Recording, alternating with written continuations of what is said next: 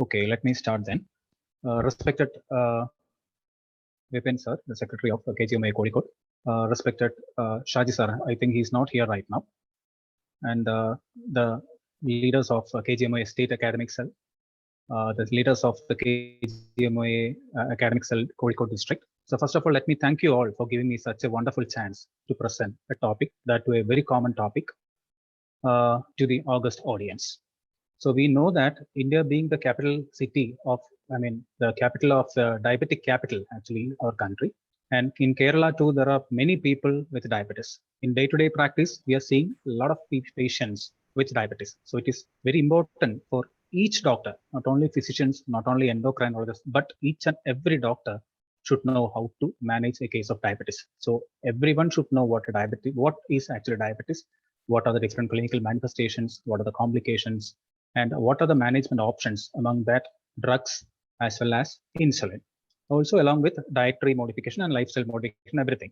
But today my topic is confined to only insulin, that too the basics of insulin, because we know that in our PHCs and FHCs, Taluk hospital and every hospital, there is insulin. Insulin is available, but we should know the basics. Then only we can give the correct dose of insulin to the patients, and we have to titrate it also. So the main aim of the class is to give a brief description of insulin. And at the end of the class, I hope, and I'm sure that I have tried my level best to make it so simple as possible. So at the end of the class, we should be able to know how to initiate insulin for each patient, how do we titrate it, and other things. So with this introduction, let me go to the class. So we start the class with a story, actually. So insulin is the greatest discovery as far as in the history of diabetes is concerned.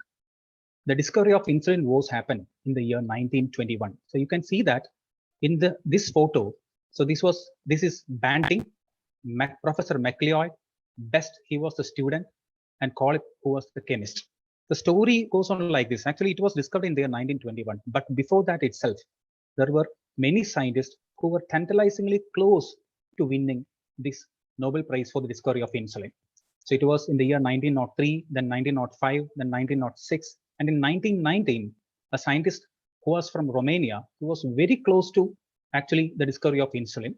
But the only problem was he couldn't continue his study. He couldn't actually make a lot of insulin, or in a large amount. He couldn't produce that insulin because he didn't have the fund. So he was not considered for the Nobel Prize. So what happened was, in 1921, everything was set for the discovery of insulin. So this Banting was an orthopedic surgeon, but he was working as a part-time lecturer in physiology department at Western University, Toronto, Canada. So the head of Department of Physiology, head of unit of physiology was this Professor MacLeod. So once Banting got a chance to present a topic to the medical students in the physiology class, and the topic was Physiology of Pancreas. So while he was preparing for it, he actually went through some reports of Robert Moses, who was another scientist, and he actually got very much interested in the physiology of pancreas, and he got that idea. So he told Professor MacLeod that whether he can do a research on this. But initially, our Professor MacLeod was not at all impressed with this Banting. But later, somehow he allowed a disused lab for the research, and he allowed one of his medical students. Actually, two students were there. One was Best and another was Nobel. And the thing was, they actually tossed a coin, and Best won the coin, and Best was working with Banting. And that was actually for the initial 6 months. And after 6 months, ideally, it was Nobel was the medical student who has to continue with Banting. But Best was so much involved in the research, so that Banting and Best continued their work. And on the later part, they actually could extract insulin. And initially, they named that thing as iletin. But it was Professor MacLeod who gave the term insulin. And later, Professor MacLeod called this Collip, Mr. Collip, he was a scientist, he was a biochemist actually, and Collip tried to purify the extract, which Banting and Best did from the pancreas. Okay, so in the year 1922, what happened was, the insulin was this thing, what they called was a brown thick muck. That was they called.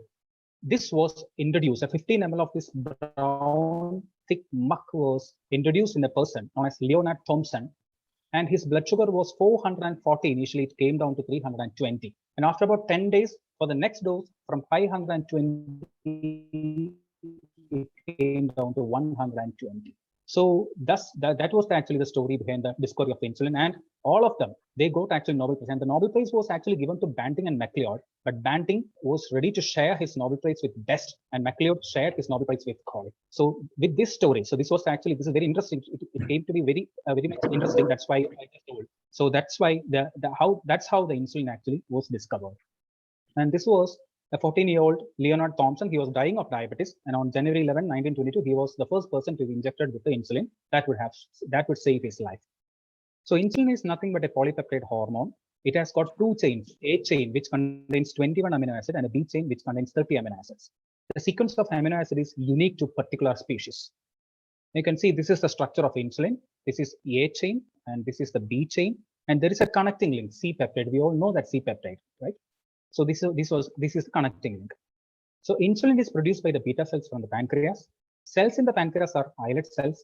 Beta cell is one among the different types of cells. Total 1 million islet cells are there, and it weighs around 1 to 1.5 grams. Each islet forms a small collection of few to more than 1,000 cells. Beta cells constitute 60% of the islet cell mass. Gene coding precursor of insulin is located in chromosome number 11. Along with insulin, C peptide and amylin are also secreted. So insulin of the different species. So we know that it has got A chain and B chain.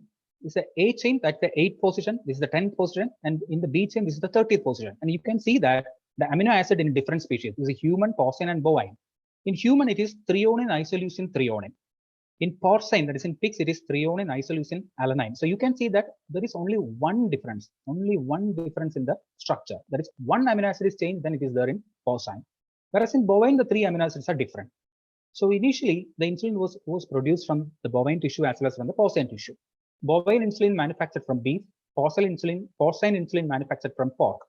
Human insulin is produced by recombinant DNA technology using yeast or E. coli bacteria. So this is the procedure. So from the pancreatic cell, the DNA will be extracted, and the DNA will be combining with the plasmid of the bacteria. And now this recombinant DNA will be taken into the bacterial cell, and further multiplication takes place. And this is the fermentation pack. And from that, the insulin will be this insulin will be extracted and purified, and it will be collected in a bottle. So the purity of insulin is measured in terms of pro-insulin content and host cell proteins, which affect immunogenicity of insulin. By adding retarding agents like zinc, protamine, the time of onset and the duration of action of regular insulin can be prolonged by making it long-acting. That we know. We know that intermediate acting insulin that we get in our hospitals, right? They are known as either NPH, that is neutral protamine takedown, or zinc, that is known as Lende insulin. So when the zinc or protamine is added to the insulin, it will become a long-acting insulin or an intermediate-acting insulin. Coming to the regular insulin. So regular insulin is clear. So regular insulin, we all know. We know that it is RI, we will write as regular insulin or plain insulin, or it is the rapid-acting insulin that we usually give in patients, especially when the patient is admitted. This regular insulin is very much clear. Whereas intermediate-acting insulin, either NPH or Lende, is cloudy. In India, insulin is available in strengths of unit 40 and unit 100. Corresponding insulin syringe has to be used. Human insulin. Conventional human insulins currently available are regular insulin that we know, NPH insulin, and premixed insulin. Regular insulin is the plain insulin that we are using, especially in the hospital setting.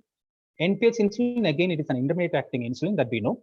Premixed insulin is the one that is the Mixtard. We all know in the name of Mixtard 3070 that we give from the hospital, especially in an OP setting. So coming to regular insulin, it is a clear preparation that I already told. It can be used through IV, IM, or subcutaneously. Starts acting in 30 to 60 minutes and peaks at 2 to 3 hours and lasts for 4 to 8 hours. And it is used as prandial or bolus insulin, especially in case of DKA, HHS, etc.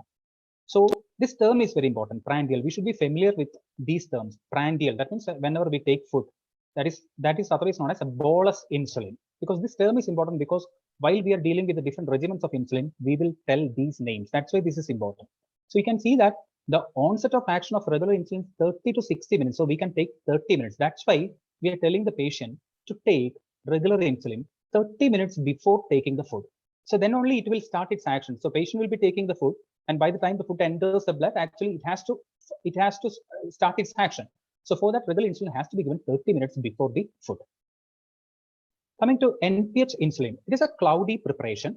It is administered subcutaneously only. It starts acting in 1 to 2 hours and it peaks at 4 to 8 hours and lasts for 10 to 16 hours. It is used as a basal insulin. Again, the next term. So earlier we told the term was prandial or bolus insulin. This is the basal insulin, either once or twice daily. So normally in our body, insulin will be released normally also. Even then, if we are not taking any food, there will be a basal level of insulin release. Okay. So this NPH insulin will mimic like that basal insulin. Whereas while we are giving the regular insulin, it will act like a prandial or bolus insulin.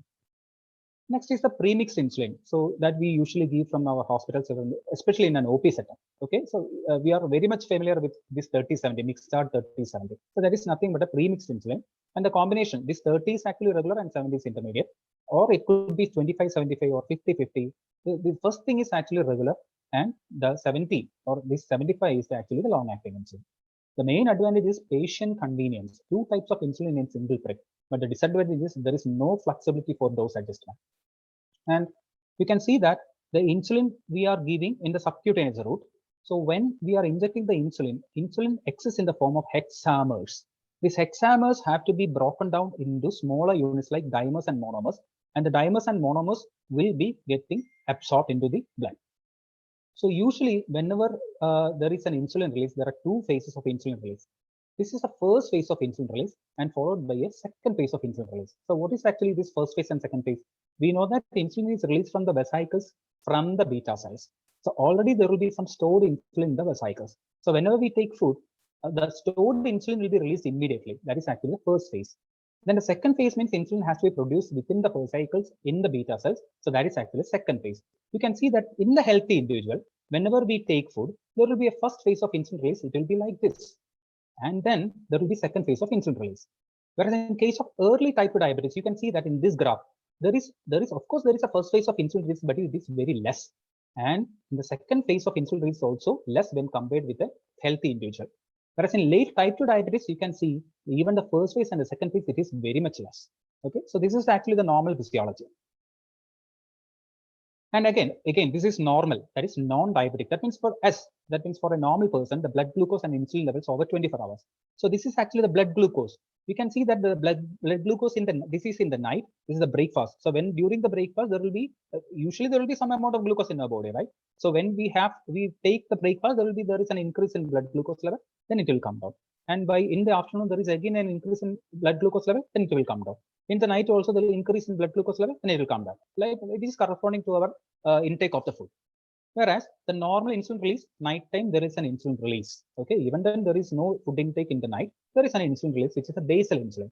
Whereas when we take the food, what will happen? The insulin release also will increase. So the insulin curve will be like this. Okay, you can see that by the time of lunch, the insulin action will be like this. Okay, the peak will be there only during this time. It is not like this, it is like this. Okay, the peak is only during the first time, then there will be a steady state of insulin release. Whereas in the lunch, there will be an insulin release like this, and it will go like this. And in supper also, there is a high amount of insulin release is there, and it will be like that. Okay, and in the night time, the basal insulin will be like this. So this is in the case of normal person. That means there is glucose level, particular glucose level over a period of 24 hours, and the insulin release over a period of 24 hours. Whereas here we are giving insulin to a particular person, and you can see that. So the yellow line is actually the insulin. So during the breakfast, what will happen? We are giving the insulin, and the insulin peak is like this. So you can see the difference. Normally, the insulin release in our body is like this. The peak will go only during this much time. Then there is a steady state. Where while we are giving regular insulin, what will happen? The regular insulin peak will be prolonged, and then only it will come down. So that's why in many of the cases, in the afternoon, before taking food, patient may go into hypoglycemia. So that is one problem with regular insulin. We are giving regular insulin, but by this time, because the insulin level is like this, and there could be chance of hypoglycemia, that we say late hypoglycemia, especially before lunch. Okay, and in the lunch period, the insulin release will be like this, and insulin cover the part, and in the night, insulin release will be like this. Okay, so we are giving basal and bolus insulin. That means, for example, what is actually a bolus insulin? That is a regular insulin that we are giving. So you might have seen that patients who are admitted in the hospital, we will be giving 3 times insulin, a morning, afternoon, and the evening. So these insulin we will be giving along with food, actually not along with food, 30 minutes before the food. That is known as bolus insulin. Otherwise, it is known as prandial insulin along with the food, or it is in relation with the food. Whereas basal insulin, what we give in a hospital, what we give is actually NPH insulin. That NPH insulin we start giving either in the night or in the morning. That is depending upon blood sugar level. That we will be dealing about that in the coming slides. So just the level will be like this. You know that there will be basal insulin, that is a long acting. This is NPH insulin. Whereas when we are giving regular insulin, the breakfast, that glucose will be covered. When we are giving it in the lunch, that lunch glucose will be covered. When we are giving in the night, that supper glucose will be covered. But the limitations of these conventional human insulins are, so what are these conventional human insulins? So whatever we are using in our hospitals, that is regular insulin or plain insulin, NPH insulin, this premixed insulin, all these are conventional human insulin. The problem is they do not exactly mimic the basal or physiological insulin profile, because we know that normally insulin, the basal insulin doesn't have any peak. Whereas this NPH insulin has a well-defined peak of action, and the effect of single injection does not last for 24 hours. So hence it is not an ideal basal insulin. And regular insulin, slower onset of action, has to be injected 30 minutes before meals, late postprandial hypoglycemia after about 4 to 6 hours. About this I have told earlier. Hence it is not an ideal bolus or prandial insulin. In view of the relatively low cost, regular and NPH insulin will continue to be widely used in India. So that's why we are using this regular and NPH insulin itself in our hospitals, especially in the case of admitted patients. Here comes the importance of these insulin analogues. So initially, so till now what we studied, we discussed about the history, no? So insulin was first purified from the pig, from the beef. So at a stage, it came like that. The whole pig or the whole beef, if we take and we are trying to extract the insulin, it would that will not be, I mean, that will not be sufficient for the whole people with the diabetes. So in that stage, what happened? Human insulins were discovered. So later, what happened? The further studies, by further biotechnology advancement occurs, and as a result, insulin amino acid sequence they have found out, and they made some changes in the sequence, and that's how they found out insulin-like substances. They are insulin analogues. They all have all the properties of insulin with a superior action. So different pharmacokinetic properties from conventional insulin, these insulin analogues, they are produced by altering amino acid sequence. So what are they? They are ultra rapid acting insulin. They are FIASP. Then rapid acting insulin like Lispro, Aspart, Glulicin. So what are all these things? We know that we are using regular insulin for the patients. Okay. So instead of, we know that when we are using regular insulin, it has to be given 30 minutes before the food. And there is a chance of late hypoglycemia, especially after taking insulin of 4 to 6 hours. Okay. So that means there is a high possibility of hypoglycemia before lunch. Okay. Whereas these insulin, they are analog insulins. They have a further shorter action. Actually, these rapid acting analogs like Lispro, Aspart, Glulicin, they all have onset of action actually 15 minutes. So we can take this insulin 15 minutes prior to the food, so that it will act, and it will not usually produce this late hypoglycemia. That means after 4 to 6 hours.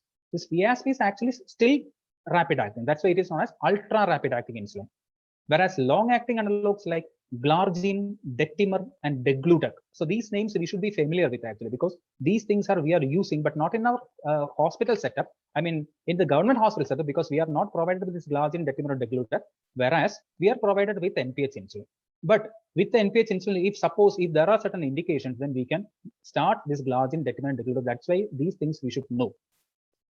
So premixed, and there are premixed formulations of rapid acting analogs with their NPH components as well as co-formulation of Aspart and Degludec are also available at present. So what does this mean? So we know that in mixed chart, what is mixed chart? 30 and 70. So 30 is the short acting and 70 is the intermediate acting. Okay. So now we have combinations of analogs. That means one part could be analog. For example, one part could be Aspart, and the other part could be the NPH of that Aspart. Okay, or one part it could be Lispro, and the other part will be the NPH of that Lispro. So that's why we are telling it is premixed formulations of rapid acting analogs with their NPH component is available, as well as this Aspart and Degludec. We know that this Degludec is the long acting analog, and there is a mixture, that is Degludec with Aspart. That is a mixture, that premixed combination is also available. Among this long acting analog, the only premixed insulin is actually Degludec with Aspart. So this is the structure. We know that this is A chain, this is the B chain, and in the B chain, this is the 28, 29, and 30th amino acid. Whenever there is a change in 28th amino acid, and when other amino acid has come, that will produce insulin Aspart. In the 28th position, if LYS is coming, lysine is coming, then it will become Lispro is coming, there is Lispro. Whereas in the 29th position and in the 3rd position, whenever there is a change, or when they are making a change, a Glulicin will be formed. So because of the distinct polypeptide sequence, rapid-acting analogues have lesser propensity to aggregate into hexamers and therefore are available in the circulation immediately after subcutaneous injection. So in the initial picture, in one of the slides, I have shown that when the insulin is injected into the subcutaneous tissue, what will happen? It is actually in the hexamer form. This hexamer form has to be broken down into dimer and monomer. Then only it will get absorbed. But because of the distinct polypeptide sequence of these analogues, these rapid-acting analogues will be having a lesser propensity to aggregate to hexamer. So there will be better availability of and faster availability of the insulin. So the advantages of the human analogues are better control of postprandial hyperglycemia, fewer episodes of hypoglycemia, flexibility in lifestyle, safer in elderly children and in renal failure. And a word about ultra-fast-acting analog, that is FIAS, which contains nicotinamide, which is vitamin B3, resulting in faster initial absorption of insulin and amino acid arginine that helps in stabilizing preparation. All analogs are significantly more expensive than conventional insulin. That's why we are not getting it very freely in the government sector. Okay. So these are about long-acting analogs. You can see A chain, this is the B chain. In the B chain, this is the 30th amino acid position. When 2 arginines are added to the 30th position, then glargine is formed. Whereas in the 29th position, you can see a 14 carbon fatty acid, and this is a 16. When a 14 carbon fatty acid is added to the 29th position, you will get dectimer. Whereas a 16 carbon fatty acid is added to the 29th position, you will get degludec. So we need not study about all these things, but we should know that a small change will produce a better and a superior insulin. Okay. So the mechanism of action of glargine. So it is the main company is actually Lantus. So Lantus means it is glargine. So this will be available at a pH of 4. So when we are injecting that insulin in our body's pH is usually 7.4. So there will be slow precipitation and there will be slow dissolution of free insulin glargine hexamers from microprecipitates. So it will be having a protracted action. Similarly, here this is a dectimer. So when we are injecting the dectimer, it will be like a hexamer and the molecules are very much compound. They will be having a strong affinity between them, and also they will be having affinity to the albumin. So it will be very difficult for the dissociation. So that's why there will be lesser, or the degree of absorption is actually very slow. So that's why it is long acting. And this is degludec. This is actually degludec with aspart combination. So degludec, when the degludec is injected, it will be available as a multiple hexamers, and there will be slow dissociation, and there will be absorption of this insulin. Whereas when you are injecting this aspart, which is very fast acting, there will be rapid dissociation and then absorption. So the advantages of long-acting insulin analogues are longer duration of action, and it can be given once daily. It is peakless, so fewer episodes of hypoglycemia, especially nocturnal hypoglycemia. And a flexible dosing need not be given at the same time of the day, especially degludec. The disadvantage is it is much more expensive. It cannot be mixed with other types of insulin, but there is one exception, that is degludec, which is available as a co-formulation with insulin as part. So this graph shows the different timing of the insulin action. You can see aspart, lispro, and glulicin. You can see that the onset of action is very fast, okay, and the action will go only up to 2 to 4 hours. Whereas you can see that regular insulin, the action will go up to 8 hours. NPS insulin up to 16 to 18 hours. Dectimer glargine, okay, actually usually 24 hours, and in case of degludec, it may go up to 72 hours actually. Whereas this FIAS, the onset is 10 minutes and peak is 60 minutes. Duration of action is usually 2 to 4 hours. Degludec, 60 minutes is the onset of action. Peak doesn't have any peak, so duration of action is up to 72 hours. Okay. So coming to till now, so what we discussed was what are the different types of insulin. So we know that initially there was insulin from pork, insulin from beef, then later insulin from the humans, and now we have insulin analogues. Okay. So this insulin analog itself is rapid acting insulin is the, ultra rapid acting is the, and then long acting is the. Now coming to the adverse effects of insulin. So one is hypoglycemia. We all know hypoglycemia. Most common and dose limiting side effect is actually hypoglycemia. It is less common with analogues, more likely in individuals with co-prescribed insulin secretagogues, renal insufficiency, and alcohol intake. Weight gain is another problem. So due to the anabolic action of insulin and cessation of glycosuria. Lipodystrophy is another side effect with insulin. So it can produce lipoatrophy, which is found with older impure insulin preparation, rare with human insulin.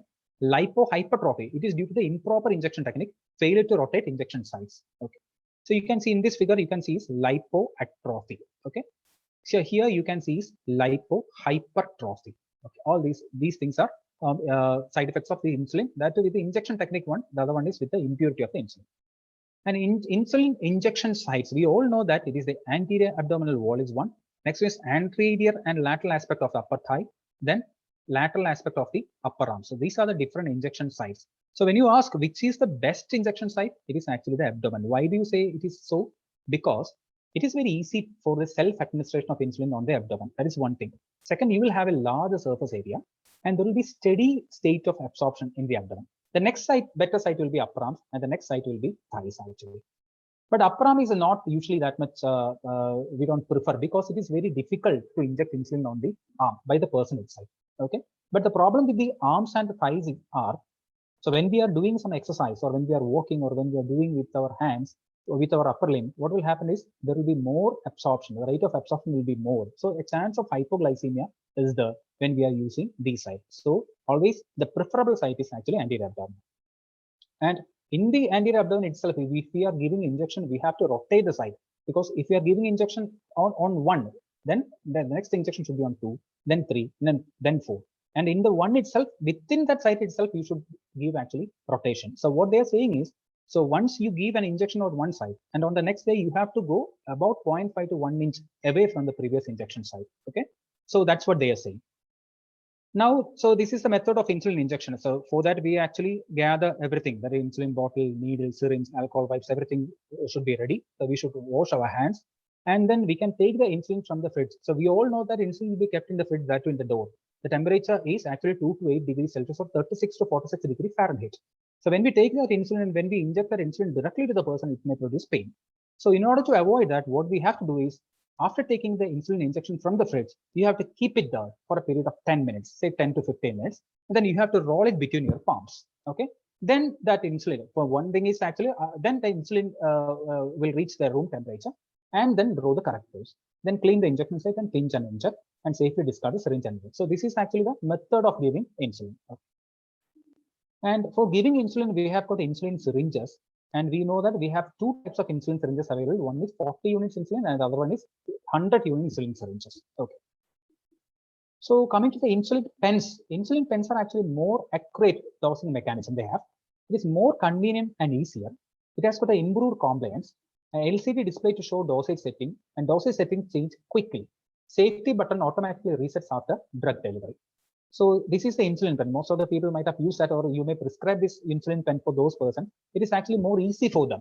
Okay, so rather than taking an injection with the syringe, this will be more convenient for many of the persons. So we know that the cartridge will be fit here, and then we will give the injection. These are the different parts of the insulin pen. And coming to insulin pump, I'm just mentioning this insulin pump because these are not that much common here. Actually, we are also not familiar with using this insulin pump. There will be an infusion, the insulin pump will be there, and there will be an infusion set, and continuous glucose monitoring will be there. So this will be fit with the body of the person. Okay. So what are the definite indication?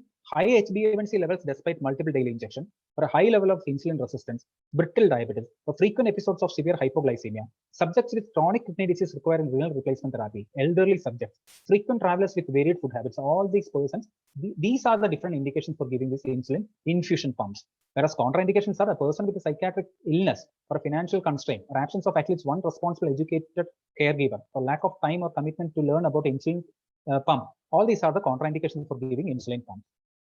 Okay, so actually the first part is actually over. So till now, the history, what are the different types of insulin? So what are actually human insulins? What are insulin analogues? Okay, and how do we give injection? What are the different sites?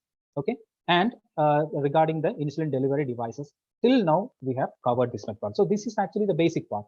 And now coming to this is actually more interesting for us because we are dealing with the patient. So how do we give insulin injection for those patients? How do we decide? What is the starting dose? What is the initial dose?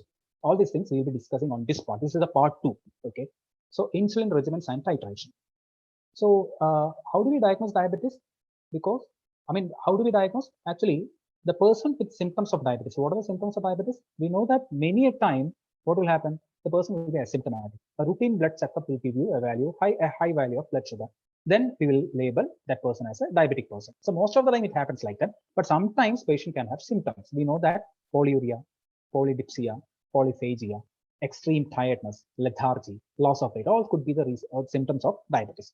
And suppose if a person is presenting to you with extreme tiredness, lethargy, and with all these symptoms, and you check the blood sugar, any blood sugar value, okay, at any time of the day, and if that blood sugar value is more than 200 milligram per deciliter, then it is diagnosed as diabetes. Okay, that is one thing. Next is, if the fasting plasma glucose is more than or equal to 126 milligram per deciliter or 7 millimoles per liter, then again. Third thing, if the 2-hour plasma glucose during oral glucose tolerance test is 200 milligram per deciliter, then there is another criteria. And if the HbA1c is more than or equal to 6.5%, then that is another criteria. For the diagnosis of diabetes, you require actually any of the above. You need not require everything. You need only one. Any of the above is there, then it is diabetes. How do you classify diabetes? We know it is type 1 diabetes, type 2 diabetes, other specific types. Other specific types means it contains a lot of things. MODY comes under that. Exocrine endocrine defects of pancreas, drug-induced infections, and many other things. Then the gestational diabetes. So this is a classification of diabetes. Okay, I'm not going in detail regarding these things because it's not possible to cover everything in our topic, because our topic is only basics of insulin. But for giving insulin, we should know about some basic things of diabetes, right? So what are the indications for giving insulin therapy? In newly diagnosed patients who are symptomatic or have one of the following. That means you see that a person is presenting to you with symptoms of diabetes, and when you're checking his fasting plasma glucose more than 250 milligram per deciliter, yes, that is an indication. If the postprandial glucose is more than 300 milligram per deciliter, again another indication. And if the HbA1c is more than 9%, again another indication. Suppose a person is having positive ketonuria, again indication for starting insulin. A catabolic status, pregnancy or planning pregnancy. When the patient presents with metabolic, cardiovascular, medical, surgical, obstetric crisis, insulin is safer as well as more effective. So all these are different criteria for starting actually insulin. So in patients with already established diagnosis of type 2 diabetes, so we know that there are, in our hospital setting, it will be like that only, right? So in the NCD clinic, we will be giving all oral anti-diabetic drugs, and patient will not be under control. Okay, in such patients, when do we start insulin? So in patients already established diagnosis, a trial of adequate doses of 2 to 3 non-insulin agents can be given for a period of 3 to 6 months. And suppose they fail to achieve HbA1c to target levels of less than 1.5%, and we say in more strict terms, we can say even less than 7%. In that condition, it is an indication for starting insulin. And if there are certain organ dysfunction and which contraindicate use of oral agents, then also you should start insulin. That means some patient will be having kidney problems. In that patients, we may not give voting. Metformin cannot be added. Okay, so in such patients, there may be high chance of hypoglycemia. So sulfonylureas we cannot continue. We can give, but sometimes we cannot continue. In those patients, actually insulin is the safer one. Okay, that is an indication for giving insulin. So what are the barriers to insulin therapy? It is psychological both from patient and treating doctor. Patients. So in day-to-day practice, we hear these things every day actually. Patients may tell, once on insulin, I will get addicted to it. So that we usually hear, doctor, insulin insulin is the last tool to use. Patient may think that insulin Insulin means frequent hypos. Some patients may tell that. No, doctor, give me one more month. I think this thing actually, we more frequently we hear this. ഇത്തവണത്തേക്ക് കൂടി doctor ഒരു മാസത്തേക്കും കൂടി ഞാൻ നോക്കിയിട്ട് ഞാൻ എല്ലാം നോക്കാം, ഒരു മാസം കൂടി നോക്കിയിട്ട് നമുക്ക് തീരുമാനിക്കാം. And the doctors, this is actually very, very, very common. If you do not show good control, next time I will put you on insulin. So this is a comment that we usually, most of us actually will do. നമ്മൾ പേഷ്യനോട് പറയാറുണ്ട്, ഇനി വരുമ്പോൾ control ഇല്ലെങ്കിൽ അടുത്തവണ ഞാൻ insulin ആക്കുന്നുണ്ടോ. That feeling, the patient will be having a guilty feeling. Okay. Then there will be fear of hypoglycemia, pain and needle phobia, inconvenience, non-realization of the seriousness of the consequence of diabetes, fear of weight gain, need to monitor blood glucose more frequently, false belief that insulin is only for serious cases. All these are other barriers for initiating insulin. And when we are starting insulin, all these things like this, you should start low and go slow. So that should be our motto. Start low and go slow. There should be frequent titration of doses based on self-monitoring of the blood glucose. Patient education is a must. For that, what are the different regimens of insulin? So a patient is presented to you, and you know that now we know that what are the different indications for starting insulin. A freshly diagnosed person or a person who is already having diabetes with 2 or 3 drugs, but it is not under control for a period of 3 to 6 months. Then you are deciding that, okay, we are going to start insulin for this patient. Then how do we select? In our hospital, in the OPs especially in our government setup, what we give human mixed, isn't it? That is a premixed insulin. Okay, but human mixed or premixed insulin is not. It is not the only regimen that is available. There are better regimens which are available. Okay. So the different regimens are, one is basal insulin alone. Okay. That means either NPH insulin or a basal analog alone with oral anti-diabetic drugs. That means the person can continue oral anti-diabetic drug. Along with that, you can give a basal insulin. How that I will be dealing in the next slides. Then premixed insulin. In our OPs, we will give this premixed insulin, mixed start 37, isn't it? Then something known as basal plus. It is very simple. Basal plus means we are giving a basal insulin either in the night or in the morning. Then plus, that plus means either in the morning or in the afternoon or in the evening along with the food. Then just before the food, we are giving one additional dose. Okay, either. That means basal plus means in the night will be basal or in the morning will be basal. Plus we are giving one additional shot, only one shot, either in the morning or in the afternoon or in the night just before the food. That is known as basal plus. Okay, whereas basal bolus means we are giving basal either in the night or in the morning or both night and the morning. Okay, that is NPH. Okay, and bolus, and 3 times another insulin. That means in the morning, just before taking the food, in the afternoon, just before taking the food, in the night, just before taking the food. Then that regimen is known as basal bolus.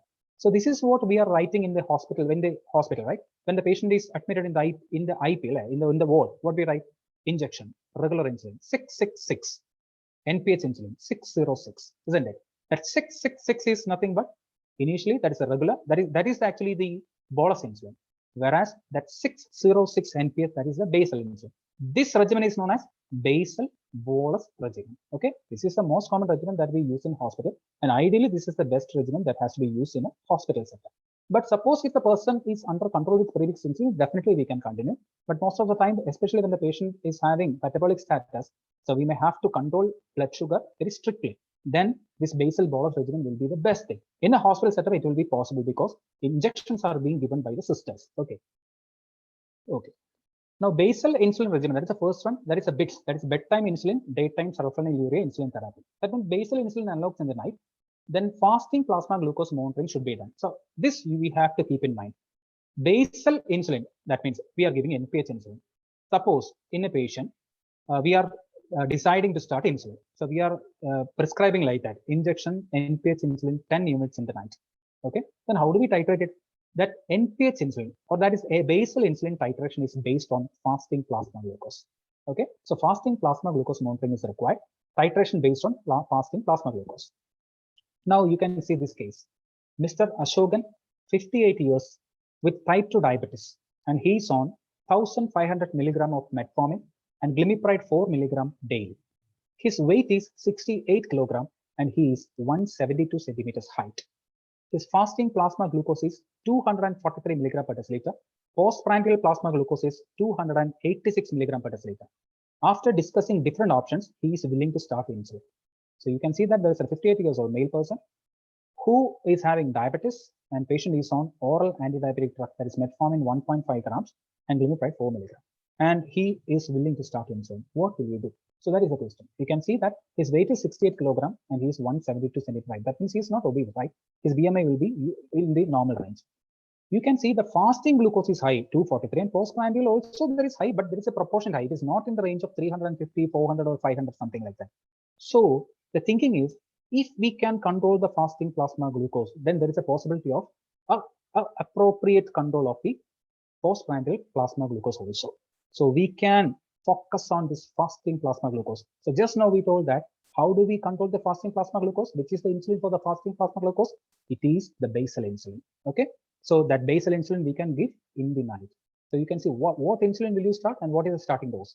You should use basal insulin at night. Which basal insulin will you use? In our setup, in the government setup, we can start with NPH insulin. What is the dose of that insulin that we have to use? 0.2 to 0.3 unit per kilogram.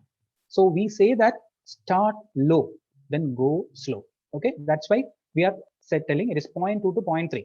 So suppose it is 0.2. This person is actually 68 kilogram, right? So 0.2 means it will come around 14, not 14, 13 point something. Okay, around 14. So we can give this 14 units insulin, basal insulin at the night.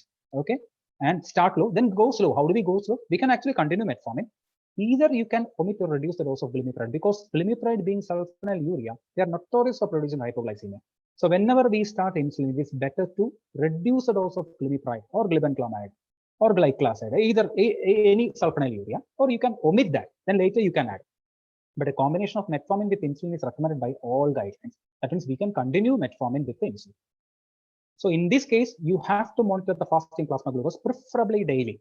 Otherwise, every third day you have to use. You have to check. Increase the dose in increments of 2 units every third day until target value reaches. Recheck HbA1c after 3 months. That means you are continuing insulin like that for that particular person. And after about 3 months, you are checking his HbA1c. And suppose if it is not under control, that means what is control? Less than 7 or less than 7.5. Then you have to think about other regimens, or you have to increase the dose, or you have to increasing the dose we will do, but you have to target considering modifying the regimen. You have to go for another regimen. And this is another case. Okay. Mrs. Radha, a 58 years old person with type 2 diabetes for the past 14 years. She's on glibenclamide 10 milligram per day, metformin 2 grams per day. Her BMI is 31. Her fasting plasma glucose is 268 and postprandial plasma glucose is 344. And her HbA1c is 12. How do you manage such a patient? So you see that this 58 years old person, BMI is 31, that is, she's obese. Person is already on glibenclamide 10 milligram per day. That means the maximum dose. Metformin 2 grams per day, which is maximum dose. So in that condition, suppose we are explaining regarding insulin, right? So this person is also willing to start insulin. Then we have to start insulin, right? So you see her fasting plasma glucose is 268 milligram per deciliter. So definitely you know that you have to control the fasting. For controlling the fasting, what should we do? We should give basal insulin tonight, isn't it?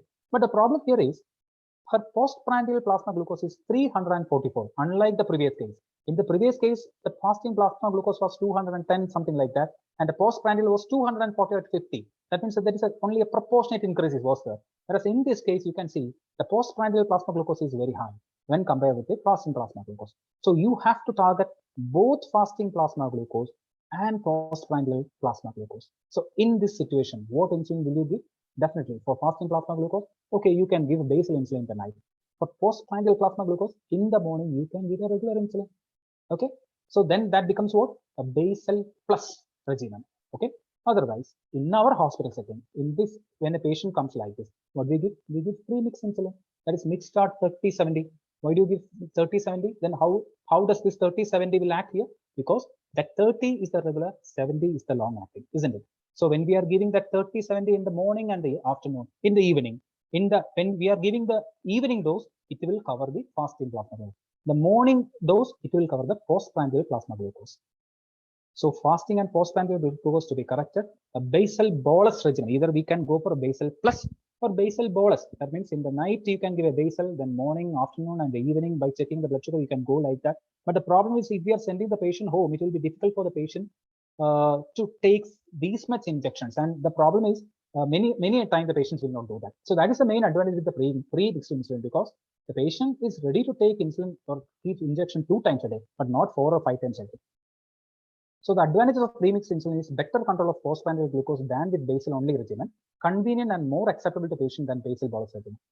The disadvantages are more chances of hypoglycemia and less flexibility. So start with once daily. So either I said the initiating dose is 0.2 unit per kilogram, or you can straight away start with 10 units. Okay. Or in the morning, if the pre-dinner blood glucose is high, okay, that means suppose if the pre-dinner, that means before taking the food in the night, if the blood sugar value is high, then you can give in the morning. Suppose in the evening, if the pre-breakfast blood glucose is high, then in the evening you have it. When you are giving insulin in the night, that means it will cover the morning glucose. You are giving insulin in the morning, then it will cover the evening glucose. It should be like that. Okay. So we can give the titration according to the following schedule. Suppose if you are getting a pre-meal blood glucose less than 100, then you can reduce by 2. This reduction is for the morning dose, because suppose one person, we are giving insulin in the morning. In the afternoon, the blood sugar value before taking the food was 96. Then what we have to do? On the next day, you have to reduce the morning dose by 2 units. That is the meaning. Suppose you are getting 100 to 110, then there should be no change. 110 to 140, you have to increase the dose. When do you increase the dose? Suppose in the afternoon at 1 o'clock, before taking the food, the patient's blood sugar value is 130. Then you can increase by 2 units the morning dose. Okay, not at that time. Similarly, for 140 to 180 plus 4, more than 180 is plus 6. Okay. So for human premix, when the dose is more than 20 units, split the dose 2/3 in the morning and 1/3 in the evening. For premixed analogues, so what does it mean? The human premix is the thing that is the mixed start 30 that we are giving from our hospitals, isn't it? The premixed analogues means either aspart with aspart NPH, or we can say it is degludac with aspart. So they are actually premixed analogues. In that condition, split the dose when the dose is more than 30 units, 50% breakfast and 50% pre-dinner. For example, in our patient, earlier we told about one patient, right?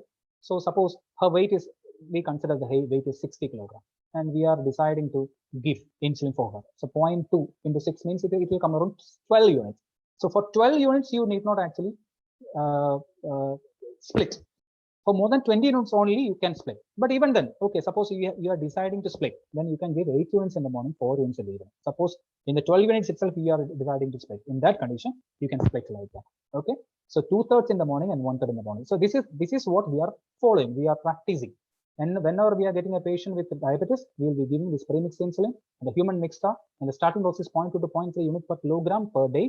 And you can split the dose 2/3 in the morning and 1/3 in the evening. Okay. Many patients with type 2 diabetes will ultimately require intensive insulin therapy. In that condition, they may have to go for basal bolus therapy. See, these are the multiple daily injections, right? So regular insulin, regular insulin, regular insulin. These are the basal insulins, isn't it? Either regular insulin, or you can go for insulin analogues like aspart, glulicin, lispro, like that. This basal insulin, it need not be NPH. It can be dectimer, or it could be glargine, or it could be degludac. Okay. So in that condition, on a later stage, the initial, we know that our initiating dose was 0.2 to 0.3 unit, but the patient may require 0.8 to 1 unit per kilogram in the later stage. Half the dose may be given as a basal analog or intermediate insulin, usually at bedtime, and titrated based on fasting blood glucose. The other half may be given as short-acting insulin or rapid-acting analog, divided among the main meals of the day based on post-meal blood glucose value. That means, suppose one patient requires 1 unit per kilogram. The patient's weight is 50 kilograms. Then we know that it is 50 units per day. So the daily requirement is 50 units. You just split it 50-50. That means 25 and 25, isn't it? 50%. So 25 is given as basal. The other 25 is given as regular, or you can say bolus. Okay. So this basal, you can, how do we can split it? Either you can split like 50-50 again. That means 14 units in the morning, 12 units in the evening. Like that, you can split. It is not exactly correctly 50-50. The other 25 you can actually split equally, say 8-8-8. Okay, so it should be like that. Regular self blood glucose monitoring and patient education is a must for success for multiple daily injection. Now adjustment to the insulin injections. Suppose, see, persistent hyperglycemia after the breakfast, then what will you do? That is, in your hospital, you're seeing that a patient is presenting to you with a blood glucose value of 284 after the food, after the breakfast. Then you have to increase the morning fast-acting insulin by 2 units. Okay. And after the lunch, then you have to increase the noon fast-acting insulin. Whereas unexplained hypoglycemia after the breakfast, then you have to reduce the morning glucose, morning insulin, fast-acting insulin. And after the lunch, if there is hypoglycemia, you have to reduce the noon fast-acting insulin by 2 units. Whereas persistent hyperglycemia after the dinner, then you have to increase the evening fast-acting units by 2 units. Whereas after the dinner, if there is unexplained hypoglycemia, you have to reduce evening fast-acting insulin. But you see this before the breakfast. That means it is a fasting plasma glucose. If there is a persistent hyperglycemia in the morning, then you have to increase which insulin? The basal insulin on the previous night. Okay. Similarly, if there is unexplained hypoglycemia in the morning, you have to reduce the basal insulin by 2 units. A word about dawn phenomenon versus Somogyi effect. Okay. So here you can see that this is the blood glucose level. So this is a 3 a.m. time. Okay. In the late night, or you can say early morning, 3 o'clock, sometimes there could be some hypoglycemia. And after that hypoglycemia, there will be rebound hyperglycemia. So in the morning, when you're checking the blood glucose, you see that there is a high blood glucose value. This could be because of either dawn. This is known as Somogyi. This is called Somogyi effect. And this is known as dawn effect. In dawn effect, what will happen? There is no hypoglycemia at 3 a.m. But there will be in the morning, because of the actions of the counter-regulatory hormones, there will be increase in blood sugar value. Okay. So this could be. So the management is different for these two. How? See this patient, Mr. Shivadasan, 48 years old, with history of diabetes for 10 years, with following blood results value. He is on basal bolus regimen. That means basal bolus means he's on NPH. That means morning and evening NPH. Then morning, afternoon, night, it is the regular insulin. So you can see that these are the different blood glucose value. And at 3 a.m. there is a value of 60. Then there is a value of 54. But at the time of morning, in the morning, when you're checking the fasting plasma glucose 231, 196, 224, etc. So if you're seeing only this much value, these values, fasting plasma glucose, what will you do? We will increase the pre-night basal insulin, right? But what happened in between at 3 a.m. there is actually a decrease, there is a fall, there is a hypoglycemia. So ideally what should do? What is the diagnosis actually? It is Somogyi syndrome, and we have to reduce the night dose of insulin in case of the Somogyi effect. You see this patient, Mrs. Sheila, 56 years with type 2 diabetes for the past 12 years on insulin basal bolus regimen with the following blood results. We can see fasting plasma glucose is high, but at 3 a.m. there is no hypoglycemia. This is known as dawn effect. Okay. So there is no prior hypoglycemia. This hyperglycemia is because of morning surge of counter-regulatory hormone. Increase the dose of night insulin then. Okay. Now coming to the color coding of the insulin bottle, suppose the color is yellow, it is usually regular insulin. Suppose the color is green. So this bottle's color, you can see the color and you can say that, oh yes, it is Lende insulin. If you're seeing a brown color, yes, you can say it is 3070. Okay, like that. And this photo, I have taken it from internet, and you can see a new needle will be like this. When you prick it for one time, it will be like this. And twice, then it will be like this. A needle used 6 times, you can see the state of the needle.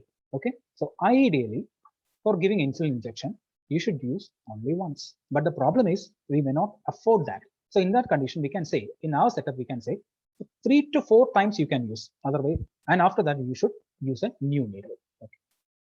So needle should be short and narrow bolts. Insulin needles minimize pain. Okay. 4 millimeter or 5 millimeter should be that it should be narrow like that, and the size is 31 bolts. Allow topical alcohol to evaporate so that there will be decreased pain. Relaxing muscles at site while injecting. Using distraction technique. A quick skin penetration. All these are methods to decrease the pain. Avoid changing direction of needle while insertion and withdrawal. Okay, avoid reuse of the needle. So these are the different methods to reduce the pain while giving insulin injection. So now I will be discussing some case scenario, and after that the topic will be over. So you can see this person, a 58 years old gentleman working as a lawyer, known to have type 2 diabetes mellitus for 10 years, systemic hypertension and dyslipidemia, and he is on metformin 1 gram twice daily, glimepiride 4 milligram twice daily, sitagliptin 50 milligram once daily for diabetes, tablet telmisartan 40 milligram once daily for hypertension, tablet atorvastatin 10 milligram once daily for dyslipidemia. His fasting plasma glucose is 210 milligram per deciliter. Postprandial plasma glucose is 280 milligram per deciliter. HbA1c is 8.5%. What would you advise? Anyway, you have decided that you are giving insulin. Why? A 58 years old person, he is a lawyer, diabetic for 10 years. Along with diabetes, he is having hypertension and dyslipidemia, and he is on oral anti-diabetic drug, 3 drugs, that to maximum dose, and on antihypertensive and atorvastatin. So this is an indication the person is on 2 or 3 drugs for more than 6 months, but his blood sugar is not under control, then definitely you can start insulin. Then which insulin will you start? You see, 210 milligram per deciliter is fasting, so you have to focus on this fasting plasma glucose, and postprandial glucose 280. So definitely you have to focus on this also. So we can either go with the basal bolus, but it will be difficult for him, especially if the person is an OP patient. You can definitely advise premixed insulin. So patient has uncontrolled diabetes despite being on maximum dose of oral antidiabetic drug. Augmentation therapy with basal insulin analogues like glargine or deximer can be advised at bedtime with an initial dose of 0.2 unit per kilogram or 10 units in addition to current OAD. Why do you say that? Because this person can afford that. That's why. So that's why we gave in the history. He's a lawyer. He can afford that. Okay. So in that condition, you can give basal insulin. That basal insulin, we know that start low, so 0.2 unit per kilogram or 10 units. You can give in the night. Okay. We can continue oral antidiabetic drug in the morning. He should be educated on self-monitoring with the course. So this will be the best option for him. Okay. But definitely you can give premixed insulin. There is no harm in that. But since he can afford that, it will be better. Okay. The titration of insulin dose to target fasting plasma glucose to 80 to 120 milligram per deciliter and postprandial plasma glucose to 120 to 140 milligram per deciliter.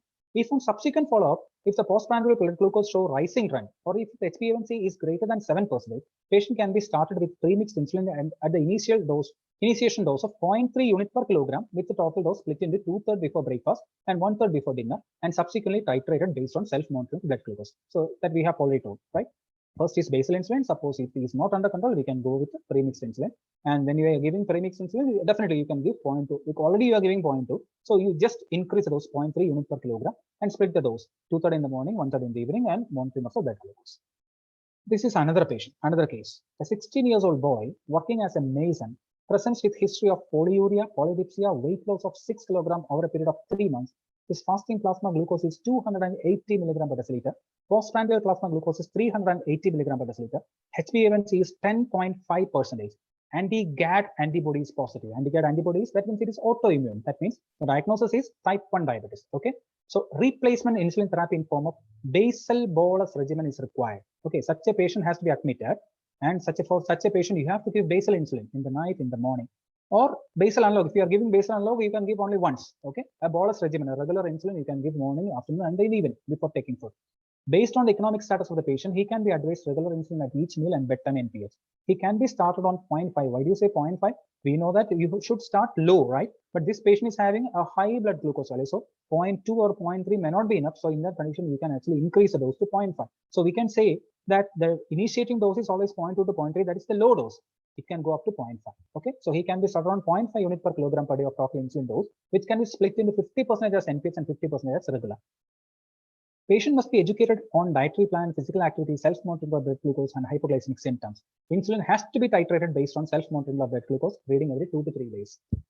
Another case, a 34 years old lady presents at 28 weeks of gestation with 75 gram oral glucose tolerance test of fasting plasma glucose 118 mg per deciliter, 1 hour glucose of 328 mg per deciliter, 2 hour glucose of 242 mg per deciliter. UKB is negative. Clinically, she is obese with signs of insulin resistance in form of acanthosis nigricans. What would be the management plan? Here, 34 years old lady, she's a pregnant lady.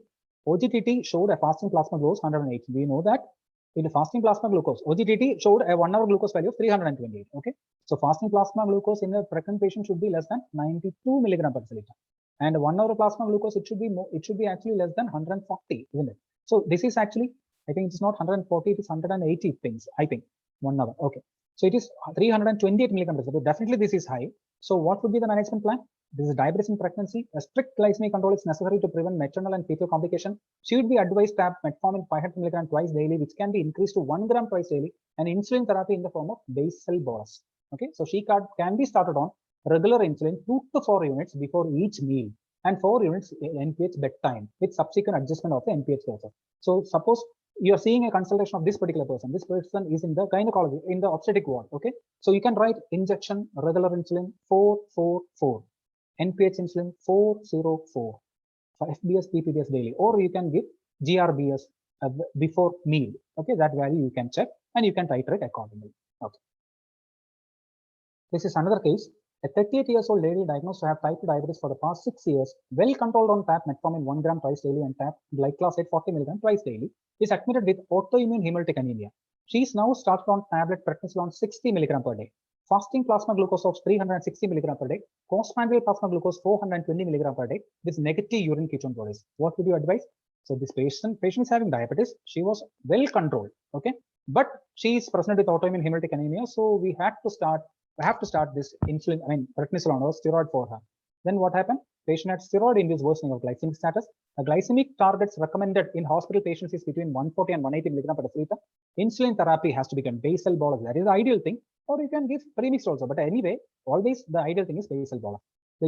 The dose is 0.3 to 0.5, or you can say it is 0.2 to 0.3, but since the blood sugar value is so high, you can go with a higher dose. That's why it is 0.3 to 0.5 unit per kilogram per day. Educate on self-monitoring of blood glucose and reduction of insulin dose on steroid withdrawal. And so that much. Now this is another case. A 14 years old student with type 1 diabetes of 5 years duration on 3 times regular insulin and NPH at bedtime, fairly compliant with treatment. And self-monitoring of blood glucose monitoring is found to have high persistent fasting plasma glucose and postprandial plasma glucose in spite of adjusting the dose. He complains of hypoglycemic symptoms at midnight 2 weeks back, which were treated symptomatically. However, no adjustments in insulin dose was made. For past 2 weeks, he is symptom-free. He is also taking regular insulin just before his meals, as he finds it difficult to wait for 30 minutes in his busy school schedule.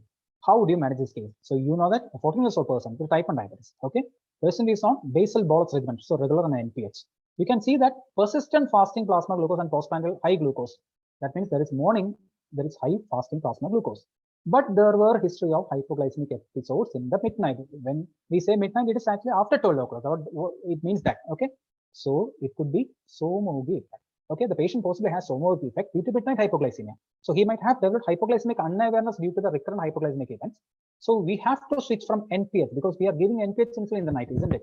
So this NPH insulin, we have already discussed that the NPH insulin is not an ideal basal insulin.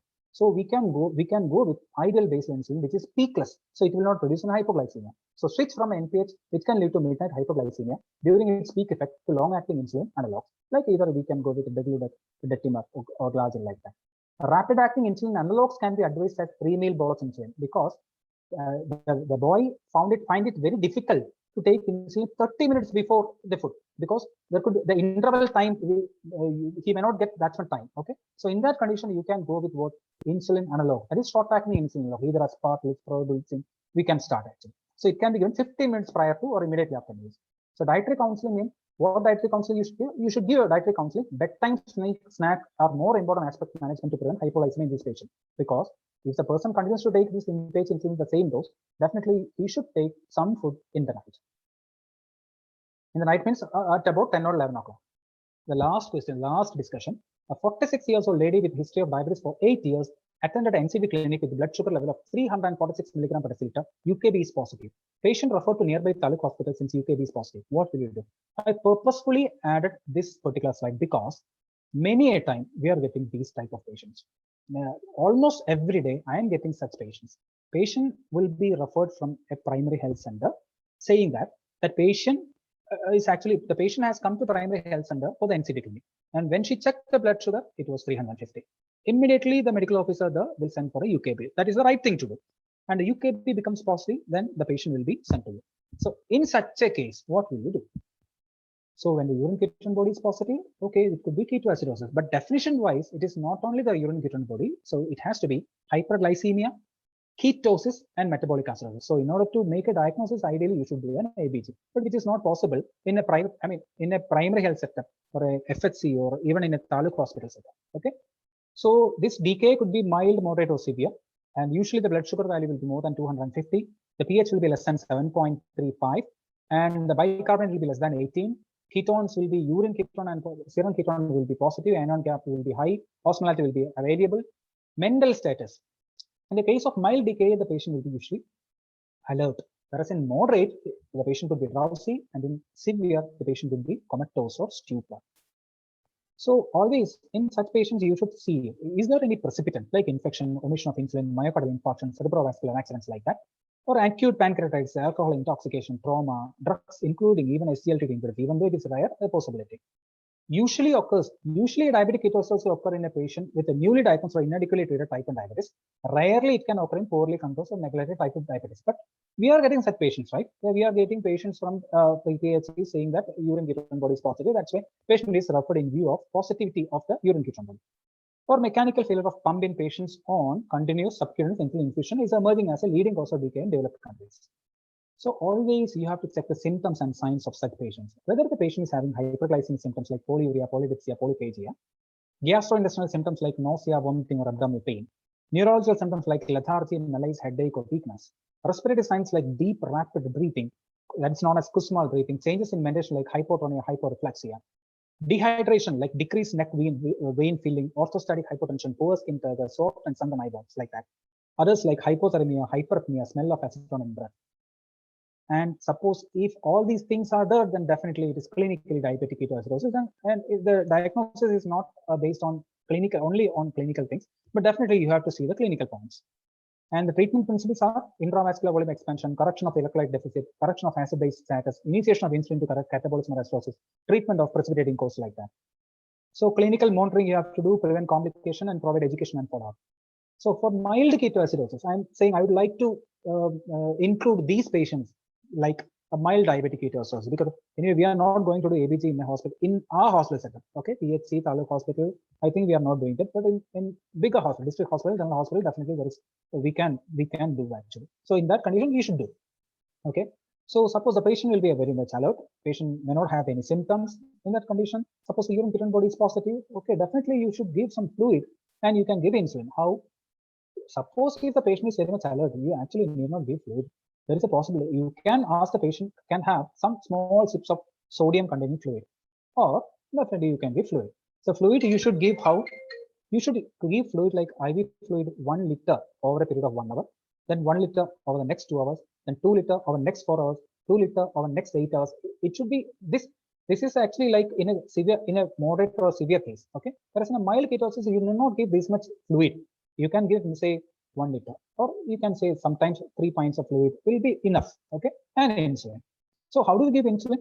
The options are, I'm putting 3 options. Actually, a 4th option is also there. I'm telling that one also.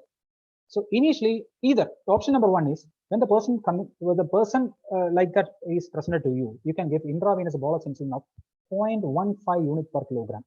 Okay, or a regular insulin of 10 units IV, which is followed by insulin infusion at the rate of 0.1 unit per kilogram per hour. That is option number 1.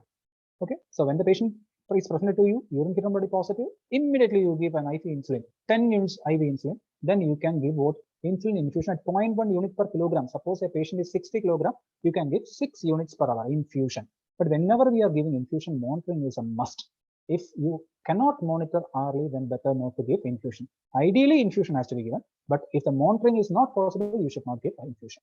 Hourly monitoring of blood glucose is required. A target is between 75 and 100 milligram has to be decreased at each hour. If less than 50 milligram per hour, then increase the dose to double.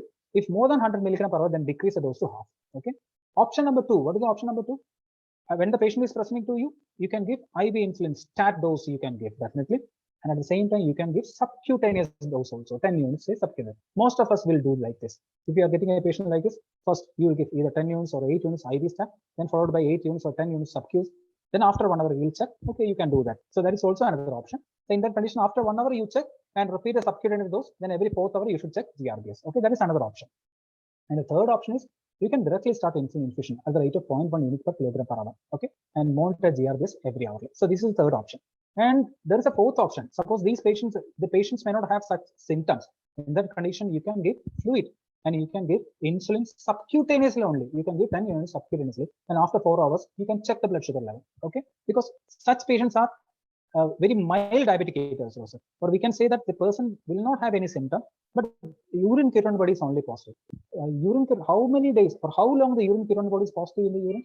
Actually 2 to 3 days. So when the patient is presented to you with the UKB positive, it may not necessarily that patient is in diabetic ketoacidosis. So that is also another point. Okay.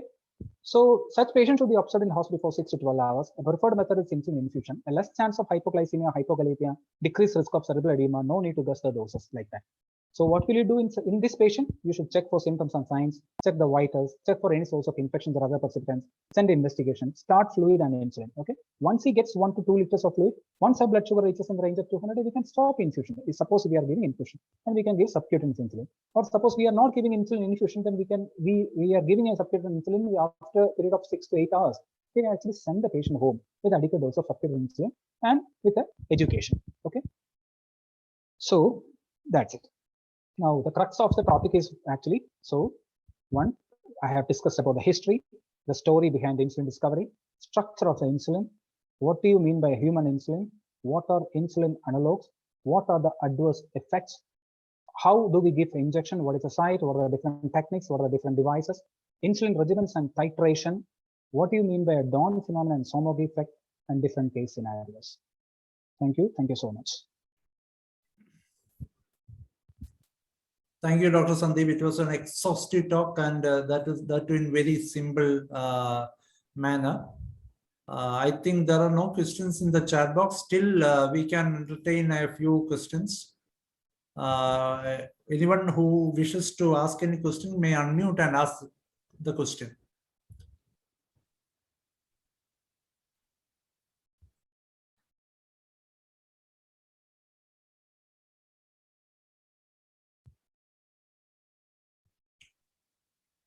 Any doubts?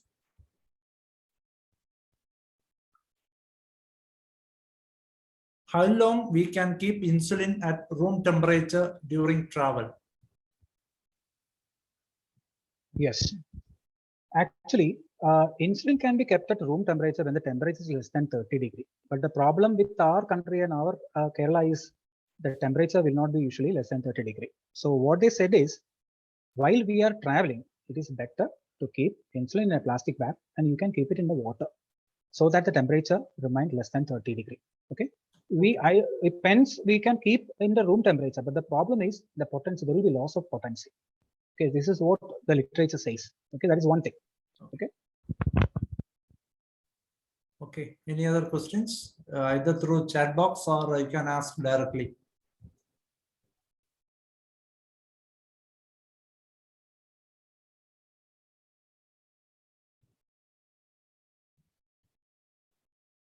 I think you have explained it very well. No one is asking the question. Just a question for mild ketoacidosis. It is enough to give ORS as sodium containing fluid, and how much?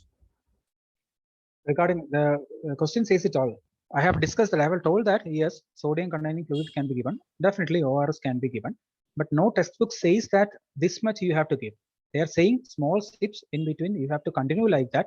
That's what they said. How many or how much, I don't know exactly. I will refer it and I will tell. Okay. So in our hospital setup, what we give is we give fluid. When the patient is present like that, definitely it will be better to give fluid rather than giving water. Okay, rather than giving sodium containing water, we give fluid. IV fluid or 2 to 3 liters will be enough. But for a case of moderate or severe diabetic ketoacidosis, the fluid replacement has to be 4 to 6 liters.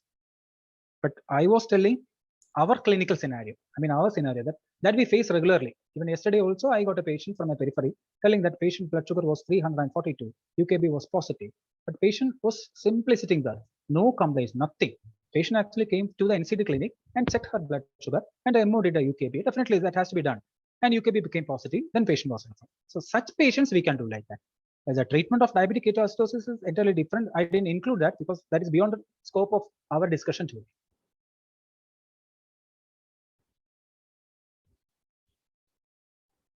Another question, does ORS contain sugar?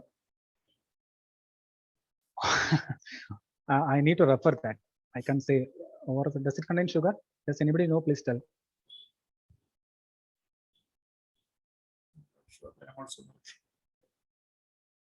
Yes. Parvati, yes. Yes. Yes. Oh, okay, then we better not to give ORS. We will give some salt will be added to the water and we will give that. Okay.